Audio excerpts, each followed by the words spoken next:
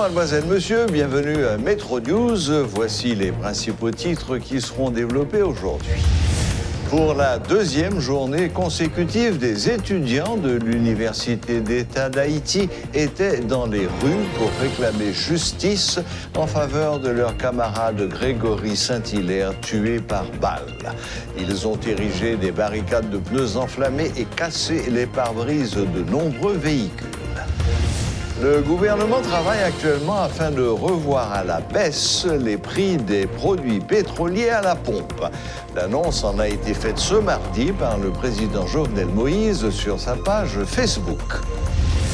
L'ONU invite les acteurs politiques haïtiens à faire des compromis et à résoudre leurs différends sans recourir à la violence. L'Organisation mondiale plaide en faveur d'un consensus politique minimal.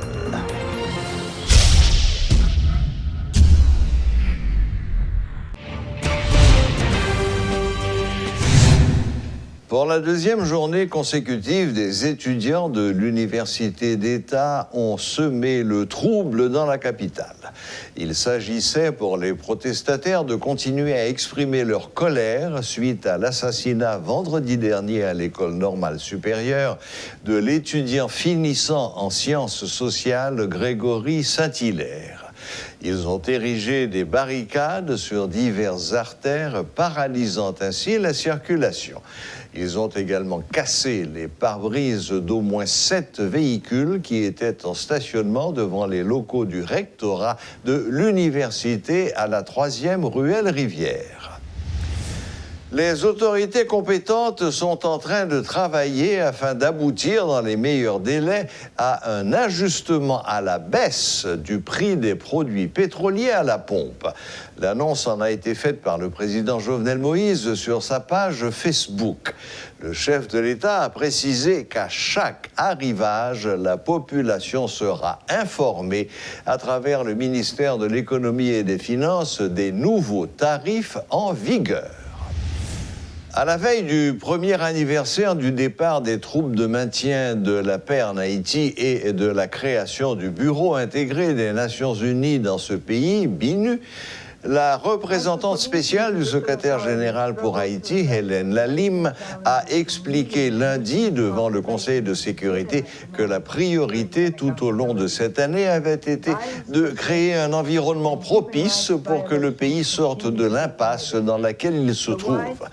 Pour Mme Lalime, c'est avant tout la capacité des classes politiques et économiques d'Haïti à faire des compromis et à résoudre leurs différends sans recourir à la violence, ainsi que la capacité des institutions naissantes du pays à prendre les mesures nécessaires qui détermineront la possibilité d'élections libres, justes et inclusives organisées dans un climat propice, rendront possibles les tentatives de redémarrage de l'économie et permettront de régler enfin le problème permanent de l'impunité.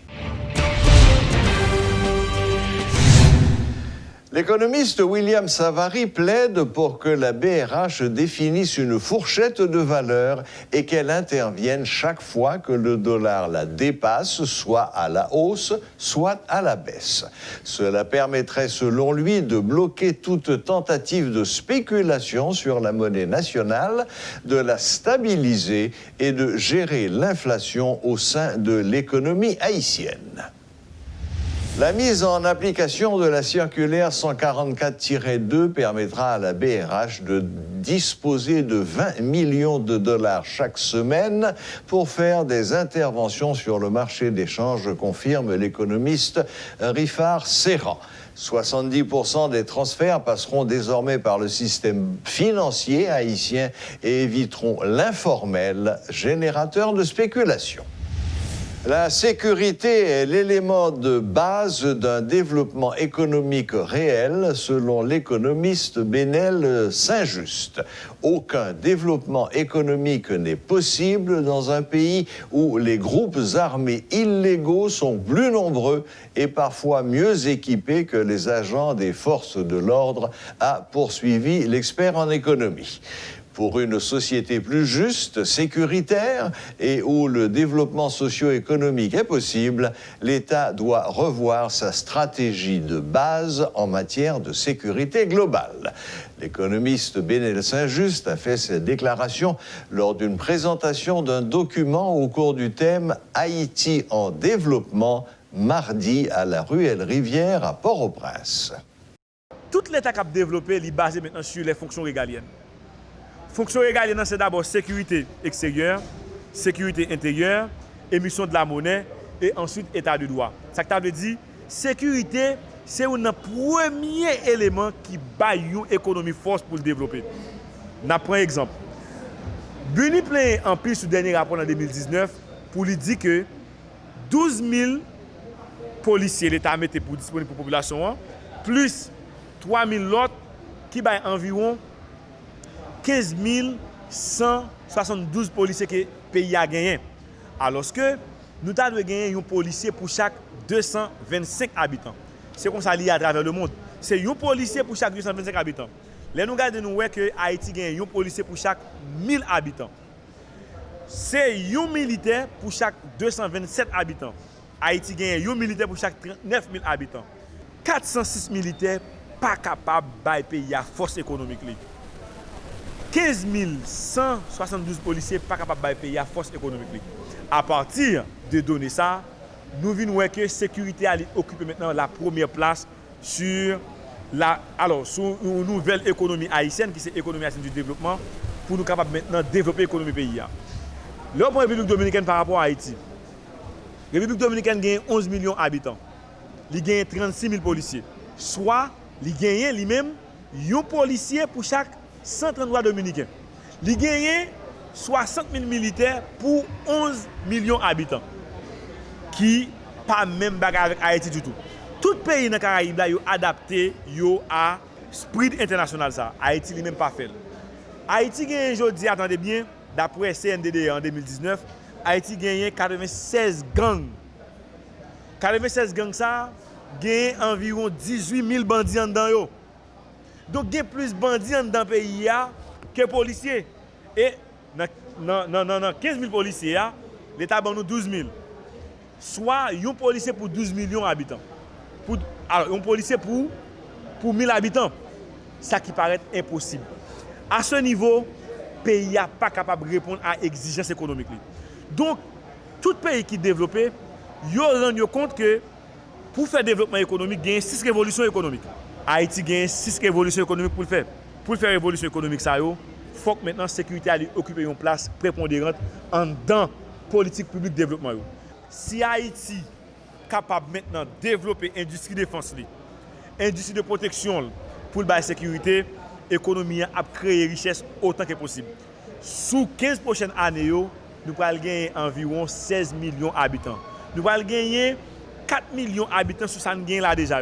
Mais si nous ne pouvons pas créer richesse depuis aujourd'hui pour nous absorber, il est évident que nous avons créé une république de bandits. Nous avons créé une république côté que nous ne sommes pas capables de vivre là-dedans. Nous avons créé misère, nous avons créé pauvreté. Donc le pays n'est pas capable maintenant de rêver. Ça, tout le pays rêve qui c'est une société de justice économique, de justice sociale, une société de prospérité et de développement durable.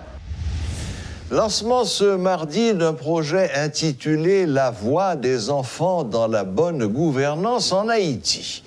Une initiative de l'association NPAC qui vise à former 50 adolescents de 12 à 17 ans sur des thématiques comme la bonne gouvernance, la démocratie ou l'éthique, entre autres. Selon la directrice de l'association, Joanne Garnier, ce projet, qui devra durer 6 mois, est financé par l'ambassade américaine à hauteur de 23 000 $. Pour nous-mêmes, nous estimons que il y a des bagages que faut que Timoun comprenne. Quand on va parler de budget national, il faut que Timoun comprenne que le budget national là, il gagne un impact, il gagne un effet dans la vie de Timoun, dans la vie de tous les jours. Donc nous allons travailler sur ça avec eux, nous allons montrer la démocratie qui ça y est, bonne gouvernance, mais nous allons comprendre tout effet mauvaise gouvernance et fait corruption en gagné dans réalisation droit. Donc nous pral travailler avec 50 timoun côté que yo pral recevoir formation hein, parce que pour nous même l'impact important que nous construire des citoyens. Participation citoyenne pour nous c'est pas à partir du moment où timoun nan gen 18 ans et que li gen l'âge pour le voter. Participation citoyenne son processus qui commençait depuis le timoun nan dès le plus jeune âge. Donc nous-mêmes nous gen engagement ça dans l'organisation hein, côté que nous décider que n'a former des citoyens et ces contributions pas nous-mêmes nous construire un nouveau modèle citoyen pour le pays. Et c'est un bagage que nous toujours dit, c'est pas un hasard que le pays a dans l'état ça. C'est pas un hasard, c'est pas une malédiction, c'est par rapport à modèle citoyen que nous gagnons. Et nous-mêmes, il faut que les gens comprennent que chaque fois qu'il y a des gens qui parlent l'école, chaque fois qu'il y a des gens qui mourent parce que le pas joindre accès avec soins de la santé, c'est parce que il y a des ressources qui étaient là pour ça qui font l'autre route. Faut que les gens comprennent ça. C'est que citoyen que vous avez construit, il n'est pas normal que c'est à 18 ans que les gens vont voter pour demander de comprendre une série de bagages. Donc nous-mêmes, dans le cadre programme citoyenneté, participation citoyenne des enfants et des jeunes, c'est une série de thématiques que nous abordons avec Timounio. Et là, nous avons avec nous des associations partenaires de impact qui pourront mobiliser des membres réseau avec nous. Et quand nous gagnons Union des femmes à mobilité réduite, nous gagnons Cause jeunesse, nous gagnons Organisation des enfants et des munis et handicapés d'Haïti. Donc c'est avec eux que nous allons travailler avec 50 timoun de 12 à 17 ans. Nous allons pour nous produire des matériels amicaux aux enfants pour qu'ils capables de comprendre thématique ça que me fait citer de façon accessible, mais tout yo pral gagner pour nous faire un concours de dessin pour timoun yo pour yo capable d'essayer représenter image corruption dans la communauté. Ça veut dire qui ça dans la communauté nous qui fait nous une corruption. Donc c'est un concours que nous allons lancer, que nous allons inviter Timounio et certainement nous allons faire appel à la presse pour aider nous vulgariser partie ça. Voilà, la boucle est bouclée. Merci de nous rester fidèles et à la prochaine, même heure, même chaîne.